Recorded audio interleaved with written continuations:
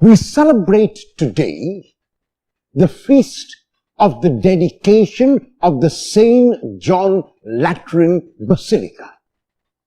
It was the first basilica of the Catholic Church, and that is why it is regarded as the mother of all churches and is the most important church in Christianity.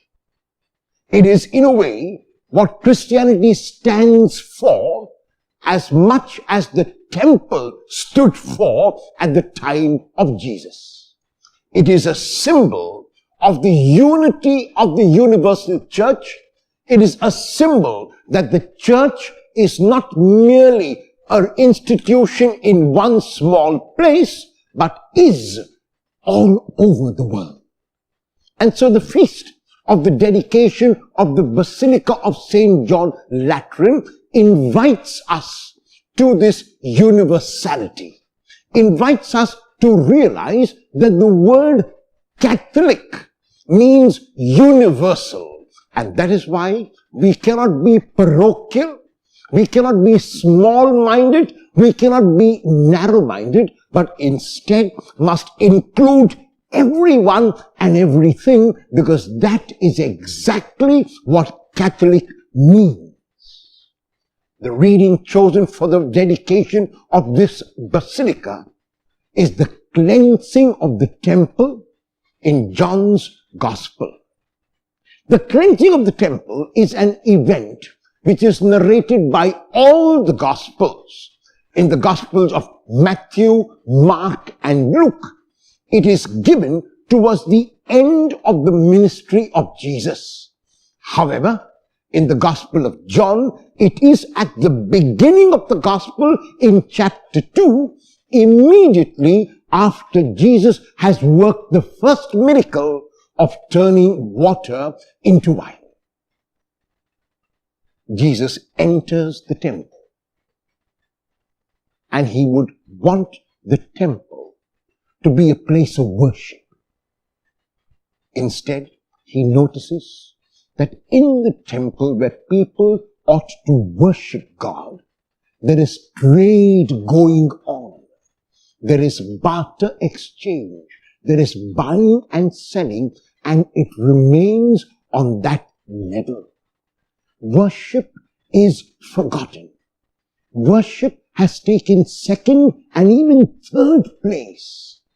What he notices is that money has become the god of people, that business has taken over prayer.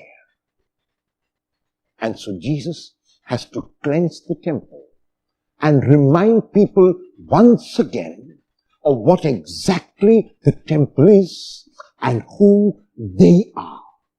He tells them that the house of God, his Father's house, has been made into a marketplace, and asks all those who are buying and selling to go outside and do their business there. The temple is a place where only God is to be worshipped, and not money and not business. Where the only activity ought to be prayer and not business and not trade and not barter exchange. 2,000 years later, we need to ask ourselves about our own churches, about our own temples of worship, about our own places of worship, and ask whether they are places of worship or whether everything else goes on except worship. If there is trade, if there is barter exchange, if there is business, then it is time to change. If the church, if the temple, if the mosque, if the Gurudwara does not stand for God and does not proclaim God and the mercy and forgiveness of God, then it has to be cleansed. Then it is on the wrong track. Then it is not doing what it is meant to do. Jesus is inviting us once again to go back to our roots, because we realize that while it is true that the external temple, the external church, the external place of worship is important, there is another place of worship which is myself. I am the temple of God. My body, my heart, my mind, my being is the temple of God. And how do I give God worship? How do I show the presence of God? Through the person I am.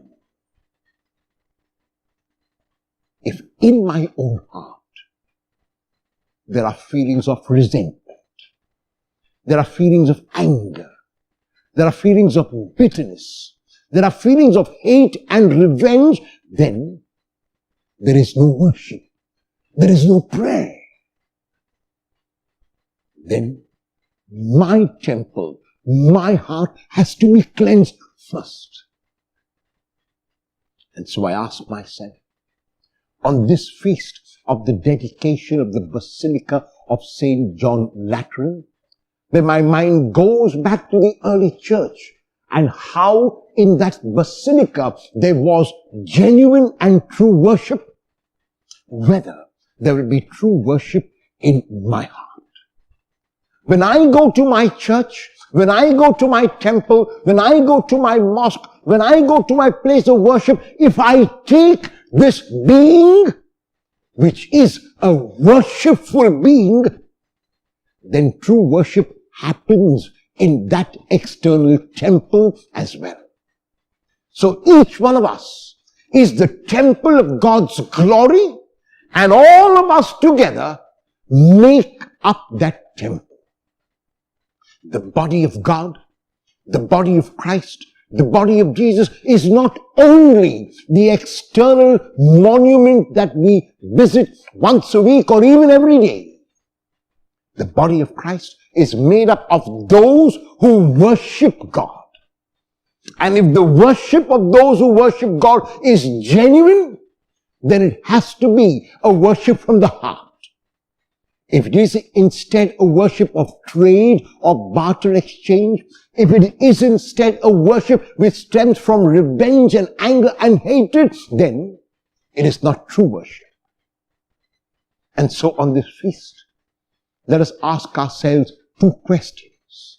The first is whether the temple of my heart, the temple of my being, is a worshipful temple. If the Lord were to come to the temple of my heart, would he need to cleanse it? Or would he find worship there? And second, let me take this worshipful being to my place of worship. And when I worship God there, let it be a worship which stems from my heart. A very happy feast to every one of you.